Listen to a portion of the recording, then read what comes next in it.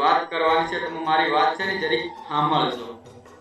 આપણે સોનાની, ચાંદીની, પછી ગાડીઓની, પછી હરેક પ્રકારના વસ્તુની આપણે વાત કરવાની છે કે તમે હમણાં વિચાર કરો કે હરેક પ્રકારનો ભાવ વધી ગયો કે વધી ગયો, ઘણો ભાવ વધી ગયો એટલે ઘણો એમ જે ડબલ ભાવ થઈ ગયો, ડબલ થી ઉપર જાય પણ નીચે જતો નથી। એ કોને વધાર્યો? એ ભાવ કોને વધાર્યો? આપણા જ લોકોએ વધાર્યો। કારણ કે આપણા લોકો સમજતા નથી કઈમાં। જે મોંઘું હોય એ લેવા જોવે, એ પેલા જે હસતું હોય એને જ આમ લે પાછા। અને એ તો વાત તો ઠીક છે, પણ ધારો કે હમણાં કઈ બી વસ્તુ લેવાનો શોખ આપણા લોકો જ કરે છે। કોણ? આપણા જ લોકો કરે છે।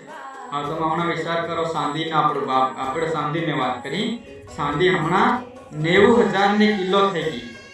90,000 ની કિલો થઈ ગઈ તો 90,000 ની કિલો એટલે તમે વિચાર કરો 90,000 તારી આપણે તો મહિનાની 10,000 રૂપિયા પગાર ની પડતી હોય, આપણે 90,000 ની ચાંદી લેવા જઈએ તો કાં મેળ પડે?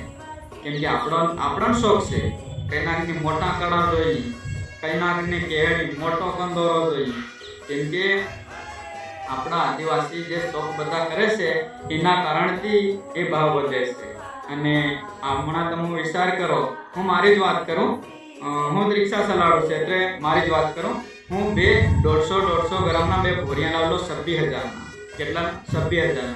હવે એ 26,000ના 2 ભોરિયા લાવ્યો અને એ ભોરિયા લાવ્યો ને હું 2 દિવસ જેવા થયેલા। 2 દિવસ જેવા થયા અને મારે એન્જિન આવી ગયું રિક્ષાનો।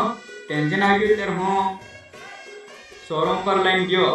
શોરૂમ પર લઈને ગયો અને પૂછ્યું, ભાઈ આનો કેટલો ખર્ચો થાય? તે મને કીધું કે મિનિમમ તારે છે ને 20,000 જેવો થઈ જાય। મેં કીધું ચાલો વાંધો નહીં। ઘેર દેખ્યા પૈસા નહીં મળે, મારી કાન પૈસા નહીં મળે, મારી કાન પડલા ખાલી 2 ભોરિયા, બરાબર। હવે એ ભોરિયા મારે 20,000ના હતા, જે 26,000માં મેં લીધેલા એ ભોરિયા જે હમણાં તમે લેતા ને એની કન જ હું ગયો પાછો અને મેં કીધું શેઠ લો, મેં કીધું મન મેળવાના છે। કેટલા થઈ? મેં કીધું 20,000।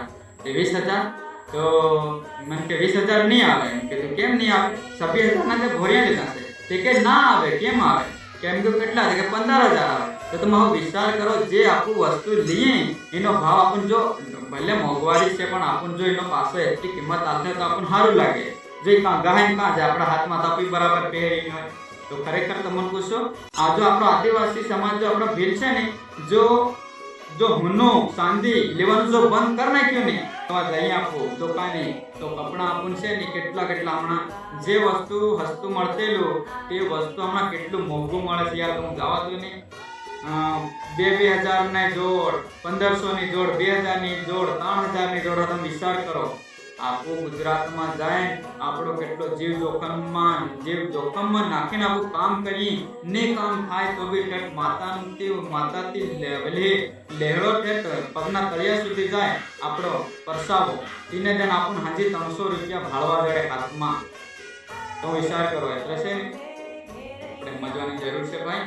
જો આવી રીતના આવું ચાલતું રહે ને તો હજુ મોંઘવારી વધે, હજુ મોંઘવારી વધે પણ ઘટવાની નથી। તમે ગમે ત્યાં દેખજો આપણો ભીલ હરેક વસ્તુમાં આપણો ભીલ શોખ કરે છે। કોણ શોખ કરે? આપણો આદિવાસી શોખ કરે છે। હમણે આરવન્ય લે, પછી હરેક જાતની હરેક પ્રકારની અપાસી લે, કેટલી મોંઘી ગાડી લે, પાછી હસ્તી નહીં લે। એ બી પાછી કેમ લે? જેને કાન લેણું હોય ને લેણું ઈયો દેવા શોખ કરે। જેને કાન લેણું હોય ને એટલું નથી સાચું કે મારું લેણું પહેલો થઈ નાખું હું સાફ થઈ જાઉં, પણ ખબર છે મેં વાત સાંભળેલી કે એક ભાઈએ જગા મેલીને એને આરવન લીધી પડલેથી ખરી એમ જગા મેલી જો પતિ લેણું છે અને જગા મેલીનો ભાગ મેલ્યો અને એ ભાગને એના પાસે એ જે પૈસા આવ્યા એને આરવન લીધી। આ તમે વિચાર કરો। હવે એ આરવન એને લીધી અને એ આરવાની સલાહ કઈ કમાઈ નાખવાની છે ગાડી? ભાઈ આવું ના કરો।